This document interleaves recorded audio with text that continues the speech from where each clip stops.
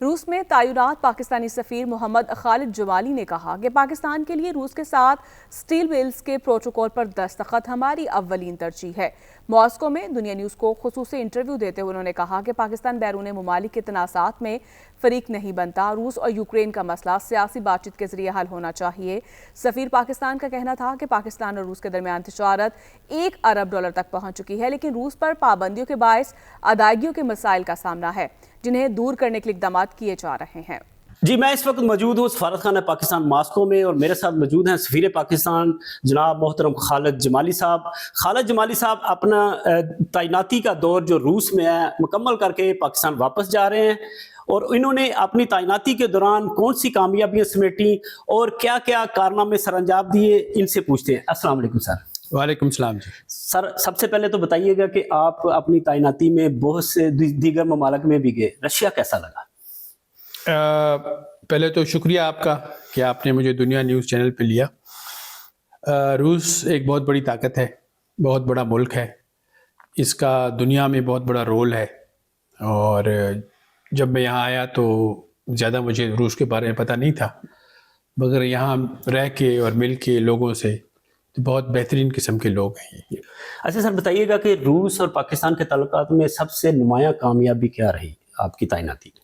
جیسا کہ آپ کو علم ہے کہ 2024 میں SCO سمٹ کے دوران پریزیڈنٹ پوٹن اور وزیر اعظم شہباز شریف کی ملاقات ہوئی تھی۔ وہاں پر انہوں نے تجارتی اور انویسٹمنٹ بڑھانے کا ایک ہمیں انسٹرکشنز ملی تھیں، اور اس کے بعد بہت سے یہاں ڈیلیگیشن آئے، پھر یہاں سے پاکستان گئے، تو پہلا یہاں ٹریڈ فورم کا انعقاد ہوا۔ اس کے علاوہ ہم نے انرجی، کنیکٹیویٹی، اور سب سے بڑا جو میں سمجھتا ہوں میرے دور کا اگر کوئی کام ہوگا یا ہو انشاءاللہ تاریخ میں لکھا جائے گا جو بھی ہے، وہ سٹیل مل کا پروٹوکول سائن کرنا ہے۔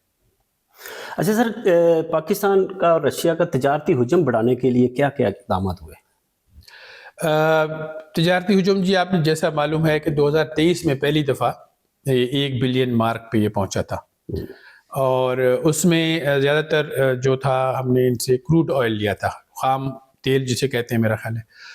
تو اس کے بعد کیونکہ ان کی بہت پابندیاں لگی ہوئی ہیں، سینکشنز لگے ہوئے ہیں، تو پیمنٹ کا ایشو چلتا رہا، تو اس کو ہم نے اب کافی حد تک اس کو قابو کر لیا ہے، یا اس کا سینکشنز رجیم کو اس کا احترام کرتے ہوئے ہم ان کے ساتھ تجارت کرنا چاہتے ہیں، تو وہ ہم نے کوشش کی ہے کہ اس کو تجارت کو بڑھایا جائے۔ روس اور پاکستان کے درمیان تیل اور گیس کے معاہدوں کی کیا صورتحال ہے؟ تیل اور گیس کے جو معاہدے ہیں، ایک تو آپ کو بتاؤں کہ پرائیویٹ کمپنیز تو ان کی تجارت چل رہی ہے، اور وہ پاکستان کی بھی پرائیویٹ کمپنی ہے، اور یہاں سے بھی کوئی 1 ملین ٹن تک تو کروڈ ہم نے لے لیا ہے۔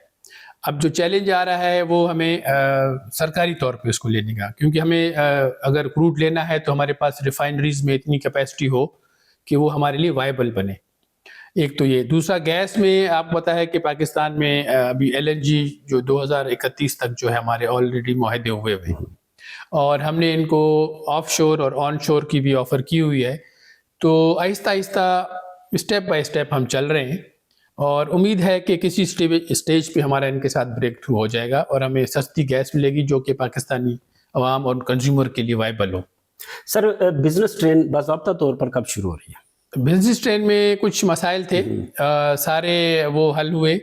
پھر آپ نے دیکھا کہ ایران میں جو سچویشن پیدا ہوئی اسرائیل کی جو اٹیک کے بعد، تو اس کے بعد اب یہ سارے لوگوں کو دوبارہ آن بورڈ لینا ہے، اور کارگو بھی اس کا ہوگا، تو ایک دفعہ یہ ٹیسٹ کارگو چلا کے تو ہم دیکھنا چاہتے ہیں کہ اس میں کیا باٹل نیکس ہیں، تو ان کو کیسے ان کا حل کیا جا سکتا ہے، تدارک کیا جا سکتا ہے۔ سر، آخر میں بتائیے گا کہ آپ نے اپنی تعیناتی کے دوران کوئی ایسی چیز کہ آپ چاہتے ہو کہ میرے اس دور میں، تعیناتی کے دور میں یہ کام مکمل ہو جائے، اور وہ کچھ کر بھی لیے، اور کوئی ایسی چیز جو رہ گئی ہو؟